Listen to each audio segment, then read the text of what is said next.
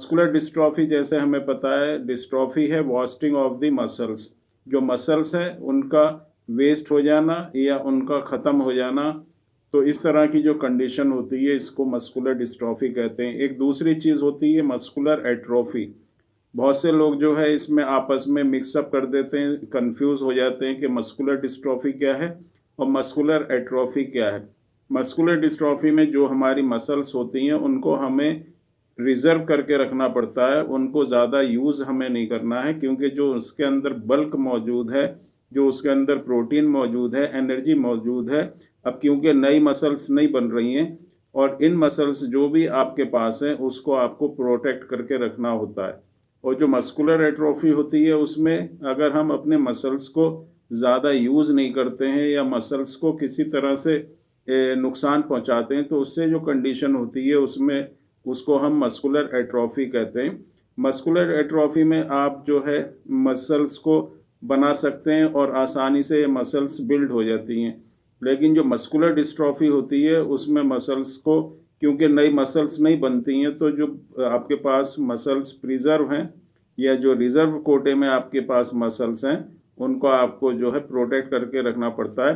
इसलिए जिन लोगों को मस्कुलर डिस्ट्रॉफी होती है उनको ऐसा कोई भी काम नहीं करना है जिससे उनकी मसल्स के ऊपर ज़्यादा प्रेशर हो या मसल्स में टूट फूट हो। जैसे ज़्यादा हार्ड वर्क नहीं करना, ज़्यादा जो है एक्सरसाइज नहीं करनी है, और फिजियोथेरेपी जो करते हैं उसमें भी इस तरह से आपको करना है कि मसल्स के ऊपर किसी तरह का कोई भी स्ट्रेस नहीं पड़े, क्योंकि पहले से ही मसल्स वीक हैं, नई मसल्स जो हैं बन नहीं रही हैं, और जो मसल्स आपके पास हैं वो भी आपकी आहिस्ता आहिस्ता जो है लूज़ हो रही हैं, ख़त्म हो रही हैं।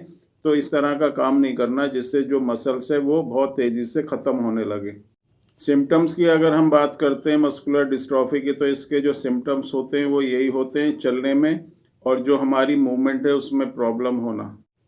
जिस इंसान की मसल्स वीक होंगी, चाहे वो हाथ की मसल्स हों, चाहे टांगों की मसल्स हों या दूसरे बॉडी पार्ट्स की मसल्स हैं, तो वो जहाँ पर उन मसल्स को यूज़ करता है वो उस तरह का जो वो एक्टिविटी होती है, काम होता है, वो नहीं कर पाता। जो चलने का काम होता है उसमें हमारी मसल्स इन्वॉल्व होती हैं, बैठ के अगर हम उठते हैं तो हमारी मसल्स इन्वॉल्व होती हैं, किसी चीज़ को अगर आप हाथ से उठाते हैं तो भी आपकी मसल्स की ज़रूरत पड़ती है।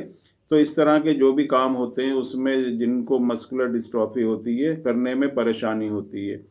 अपना जो छोटा-छोटा काम है वो भी हम आसानी से नहीं कर सकते जिन लोगों को मस्कुलर डिस्ट्रॉफी होती है।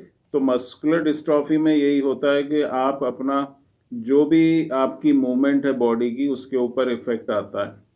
कॉज़ हमें पता है जेनेटिक प्रॉब्लम होती है, पेरेंट्स से ऑफस्प्रिंग में आता है, लेकिन बहुत से ऐसे केस होते हैं जिसमें फैमिली में किसी को भी मस्कुलर डिस्ट्रॉफी नहीं है लेकिन फिर भी बच्चे में ये प्रॉब्लम आती है। इसमें किसी तरह का जीन के अंदर म्यूटेशन होता है और जो जीन रेस्पॉन्सिबल होती है प्रोटीन बनाने के लिए, जिसको हम डिस्ट्रोफिन प्रोटीन कहते हैं, वो फिर प्रोटीन नहीं बनता और जो ज़रूरी होता है मसल्स की ताकत के लिए, तो जब मसल्स में प्रोटीन की जो सप्लाई होगी वो नहीं होगी, तो वो जो मसल्स हैं वो कमज़ोर होती ही चली जाएंगी।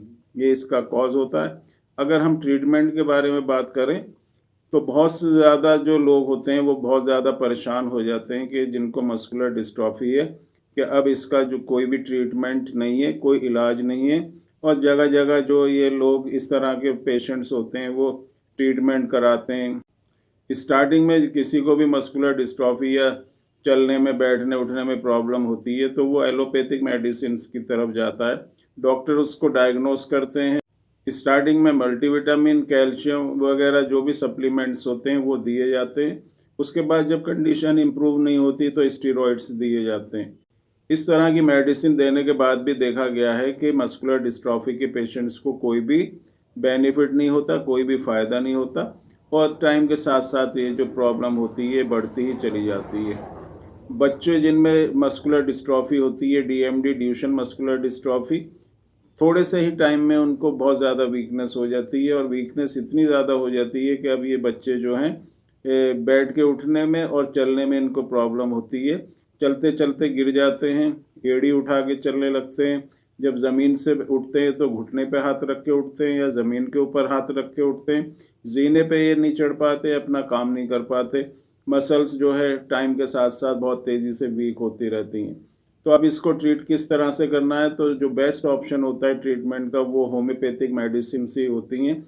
और होम्योपैथिक मेडिसिन में बहुत ही इफ़ेक्टिव मेडिसिन होती हैं जो मस्कुलर डिस्ट्रॉफी, चाहे वो डीएमडी हो, बैकर मस्कुलर डिस्ट्रॉफी है, या फिर आपका लिम्ब गर्डल मस्कुलर डिस्ट्रॉफी है, जिनको मस्कुलर एट्रोफी है उनको एसएमए, स्पाइनल मस्कुलर एट्रोफी, या दूसरी जो भी मस्कुलर डिस्ट्रॉफी है, मसल्स में वीकनेस है, उनमें स्ट्रेंथ लाने के लिए बहुत ही इफ़ेक्टिव ये मेडिसिन होती हैं।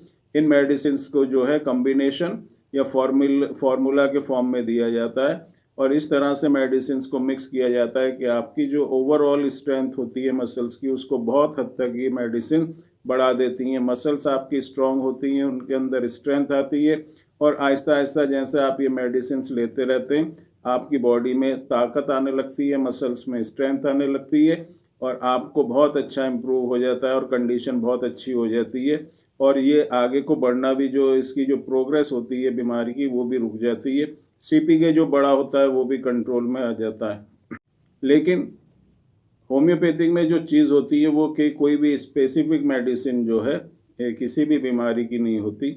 सिम्टम्स के हिसाब से, कंडीशन के हिसाब से, पेशेंट के हिसाब से मेडिसिन को सेलेक्ट करके दिया जाता है। तो एक दो मेडिसिन अगर आप चाहते हैं कि मस्कुलर डिस्ट्रॉफी, अगर आप एक दो मेडिसिन यूज़ करने से या जनरल मेडिसिन यूज़ करने से मस्कुलर डिस्ट्रॉफी ठीक होगी, तो ऐसा नहीं होता। आपके कंडीशन के हिसाब से पेशेंट टू पेशेंट जो मेडिसिन होती हैं वो अलग अलग होती हैं।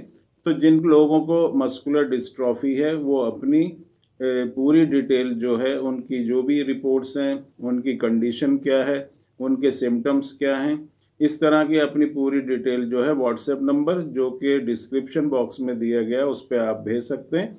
और अपनी पूरी जो भी आपको प्रॉब्लम है, चलने में प्रॉब्लम है, बैठ के उठने में प्रॉब्लम है, या आप व्हील चेयर पर हैं या आप बेड पर हैं, तो उसमें भी जो है मेडिसिन जो इफ़ेक्ट रखती हैं और कंडीशन को इम्प्रूव करती हैं। तो व्हाट्सएप नंबर पर अपनी जो भी डिटेल है वो आप भेजें।